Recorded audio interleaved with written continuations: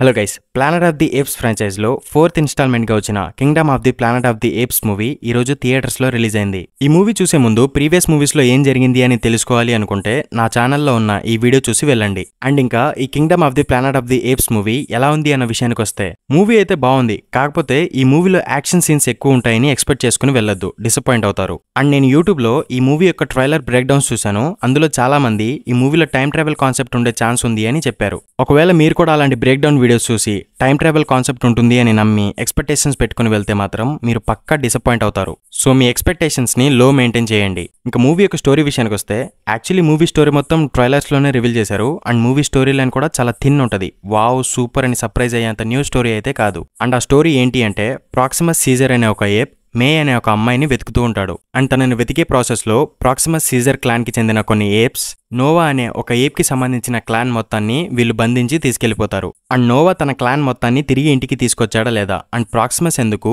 మేని వెతుకుతున్నాడు, అండ్ వీళ్ళందరూ కలిసి ప్రాక్సిమస్ దగ్గర నుంచి తప్పించుకొని ఎలా బయటపడ్డారు, ఇవన్నీ తెలియాలి అంటే మీరు ఈ మూవీ చూడాల్సిందే. ఇంకా కంప్లీట్ రివ్యూలోకి వెళ్తే, మూవీ యొక్క ఫస్ట్ హాఫ్ లో ప్రాక్సిమస్ సీజర్ క్లాన్ ఏప్స్ అన్ని వచ్చి నోవా క్లాన్ మొత్తాన్ని కిడ్నాప్ చేసి తీసుకువెళ్ళిపోవడం, అండ్ నోవా తన క్లాన్ ని వెతుక్కుంటూ వెళ్లడం, ఈ జర్నీలో రాకా అండ్ మే పరిచయం అవ్వడం, ఇవన్నీ జరుగుతాయి. అండ్ సెకండ్ హాఫ్ లో ప్రాక్సిమస్ సీజర్ ఎంట్రీ ఉంటుంది. అండ్ తన గోల్ ఏంటి, తన ఎజెండా ఏంటి, అండ్ తన దగ్గర నుంచి నోవా క్లాన్ అండ్ మే వీళ్ళందరూ ఎలా తప్పించుకున్నారు, ఈ ఈవెంట్స్ అన్ని జరుగుతాయి. యాక్చువల్లీ నేనేమి స్పాయిలర్స్ చెప్పలేదు, కంగారు పడకండి, ట్రైలర్లో చూపించిన స్టోరీయే చెప్పాను. అండ్ ఇంకా మూవీలో పాజిటివ్స్ విషయానికి వస్తే, మూవీలో సీజీఐ అయితే నాకు చాలా బాగా నచ్చింది. అండ్ మూవీలో కొన్ని ఎమోషనల్ సీన్స్ ఉంటాయి, అవి కూడా నాకు నచ్చాయి. అండ్ మూవీలో రాకా అండ్ నోవా క్యారెక్టర్స్ అండ్ వాళ్ళ మధ్య ఉండే బాండింగ్ చూడడానికి చాలా బాగుంటుంది. అండ్ మూవీ యొక్క రన్ టైం వచ్చేసి 2 hours 10 minutes 15 minutes ఉంటుంది, కానీ పెద్దగా బోర్ కొట్టినట్టు ఏమీ అనిపించలేదు. అండ్ తెలుగు డబ్బింగ్ పర్లేదు, బాగానే ఉంది. ఇంకా మూవీ యొక్క నెగిటివ్స్ విషయానికి వస్తే, ఈ మూవీలో మంచి కిక్ ఇచ్చే హై మూమెంట్స్ ఏముండవు. అండ్ మూవీలో యాక్షన్ సీన్స్ కూడా పెద్దగా ఏముండవు. సో ఎక్కువగా యాక్షన్ మూవీస్ చూసే వాళ్ళకి